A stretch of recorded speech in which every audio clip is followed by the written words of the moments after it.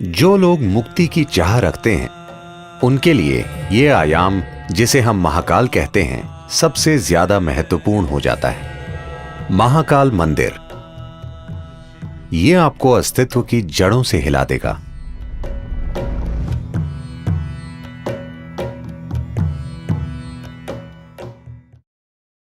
शिव एक ऐसे देवता हैं जिन्हें नाम नहीं देना चाहिए, क्योंकि उन्हें नाम देना उन्हें सीमित और छोटा करने जैसा है। साथ ही साथ उनके कई सारे नामों का संग्रह भी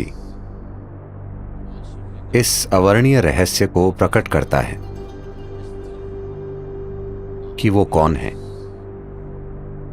या इस अवर्णीय रहस्य को कि ये सृष्टि क्या है। उनके तमाम रूपों में काल भैरव या महाकाल एक महत्वपूर्ण और साथ ही उग्र रूप है। महाकाल के रूप में वो समय के स्वामी हैं। काल भैरव के रूप में वो समय के विनाशक हैं। Kala means time. काल का अर्थ है समय। समय का आपको जो अनुभव है वो बस अस्तित्व का चक्र में घूमना है। पृथ्वी एक बार घूमती है, वो एक दिन होता है। चंद्रमा पृथ्वी का चक्कर लगाता है, उसे एक महीना कहते हैं। पृथ्वी सूर्य का चक्कर लगाती है, वो एक साल हो जाता है। हर चीज जिसे आप समय मानते हैं, आपकी घड़ी भी चक्रों से जुड़ी है।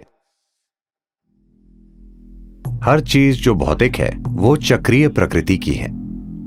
अणु से लेकर ब्रह्मांड तक हर चीज जो भौतिक है वो स्वाभाविक रूप से चक्रीय प्रकृति की है, और अपने भौतिक अस्तित्व के कारण और आप जो हैं उसकी भौतिक प्रकृति के साथ आपके जुड़ाव के कारण आपको समय का बोध है।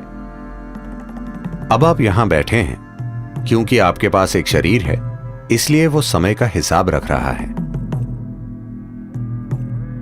जब आप जीवन की चक्रीय गति से मुक्त हो जाते हैं तो हम कहते हैं कि आपने मुक्ति पा ली है या मोक्ष पा लिया।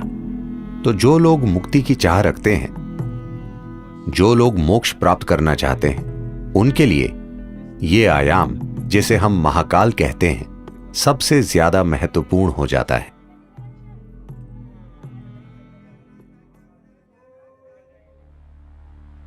एक बार ऐसा हुआ, महान संत Shukracharya, Who was the guru for all the demons?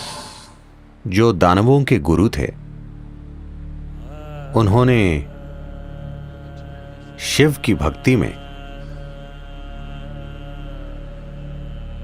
घोर तपस्या की और शिव को प्रकट होना पड़ा। जब वे प्रकट हुए तो शुक्राचार्य ने अमर होने का वरदान मांगा। फिर शिव बोले, यह संभव नहीं है, जो भी जन्म लेता है उसे मरना पड़ता है, कुछ और मांगो। फिर शुक्राचार्य ने कहा, मुझे कायाकल्प की शक्ति दीजिए, जिससे मैं किसी भी तरह के घाव, किसी भी तरह की बीमारी को ठीक कर सकूं। मुझे ऐसी शक्ति दीजिए।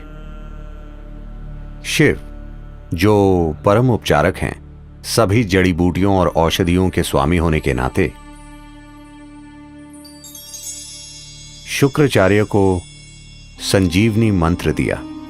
वो मंत्र जो लोगों की किसी भी प्रकार की बीमारी या किसी भी तरह के घाव या चोट को ठीक कर सकता था। जब शुक्राचार्य को यह संजीवनी मंत्र मिल गया तो दानव बहुत ही निडर हो गए और वे युद्ध के बाद युद्ध छेड़ने लगे। सभी दानव जो युद्ध में जख्मी हो जाते थे, किसी भी तरह के गंभीर घाव से, शुक्राचार्य उन्हें संजीवनी मंत्र से ठीक कर देते थे। तो इस वजह से दानवों की सेना एक भी आदमी खोए बिना लगातार लड़ सकती थी। देवता बहुत चिंतित हो गए और उन्हें लगा कि यह बहुत अन्यायपूर्ण युद्ध है, क्योंकि आप चाहे कितना भी लड़ लें, वे मरते ही नहीं, मगर हम मर जाते हैं। तो वे ब्रह्म के पास गए। ब्रह्म ने हस्तक्षेप किया और शिव से कहा, आपने शुक्राचार्य को इस तरह की शक्ति दी है, आपको उन्हें मारना होगा, नहीं तो दुनिया में पूरी तरह असंतुलन आ जाएगा। in the world. दानव देवताओं के खिलाफ अनुचित फायदे में हैं।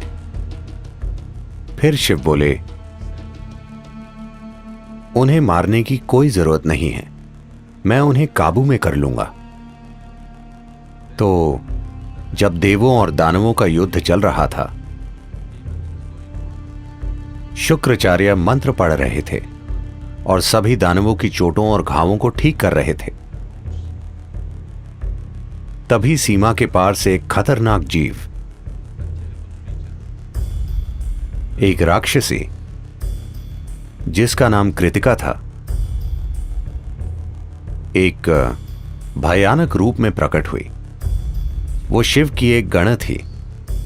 उसने आकर शुक्राचार्य को अपनी कोख में खींच लिया और वे वहां एक भ्रूण की तरह रहे और वे काबू में आ गए। फिर देवताओं और दानवों के बीच संतुलन कायम हो गया। अधिक उचित और न्यायपूर्ण युद्ध लड़े गए। फिर ब्रह्म बहुत हैरान हुए और उन्होंने सोचा, सिर्फ महाकाल ही ऐसा कर सकते हैं। इंसान को मारे बिना वो पूरी तरह उसके जीवन को काबू में कर सकते हैं। शुक्राचार्य कृतिका की कोख में ही रहे और संजीवनी मंत्र बेकार हो गया। या दूसरे शब्दों में, महाकाल ने शुक्राचार्य के लिए समय को रोक दिया, जिससे वो आगे नहीं बढ़ सके।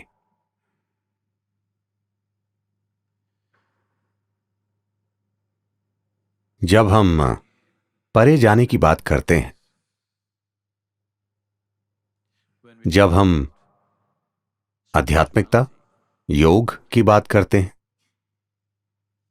हम देखते हैं कि किस तरह समय और स्थान की सीमाओं से परे जा सकें, क्योंकि समय और स्थान अस्तित्व की भौतिकता से जुड़े हैं।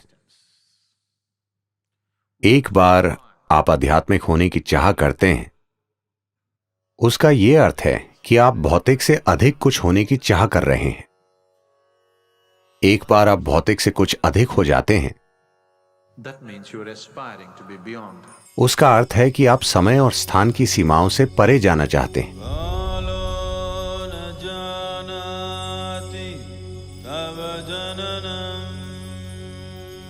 महाकाल मंदिर में जिस लिंग की प्राण प्रतिष्ठा की गई है, उसकी प्रकृति बेहद असाधारण है। यह आपको अस्तित्व की जड़ों से हिला देगा। यह प्राण प्रतिष्ठा वाकई अद्भुत है। इसका एकमात्र मकसद है कि ये किसी तरह आपको विलीन कर दे। इस मंदिर में पूरी तैयारी के साथ जाना चाहिए, क्योंकि यह बहुत शक्तिशाली है और कमजोर दिल वालों के लिए नहीं है। यह आपको अंदर से हिला देता है।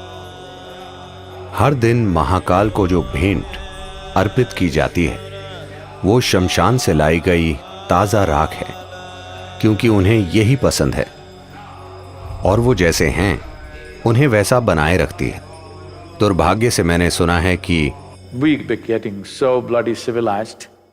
हम इतने सभ्य होते जा रहे हैं, अब शायद कुछ आंदोलनकारियों के विरोध के कारण वो शमशान की राख का इस्तेमाल नहीं कर रहे हैं। दुर्भाग्य से वो गाय या बैल के गोबर का इस्तेमाल कर रहे हैं। ये सिर्फ संस्कृति से जुड़ी चीज नहीं है, इसके पीछे एक विज्ञान है।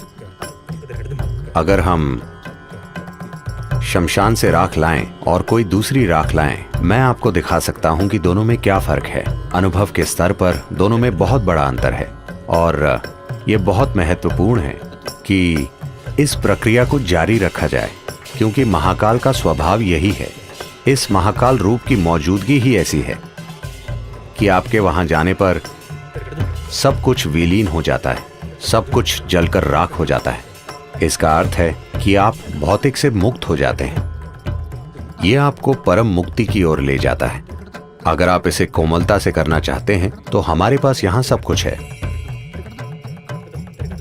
अगर आप उसे जबरदस्त तरीके से करना चाहते हैं, अगर आप वाकई जोर का धक्का चाहते हैं और आप कमजोर दिल वाले नहीं हैं, तो महाकाल मंदिर एक अद्भुत प्रक्रिया है।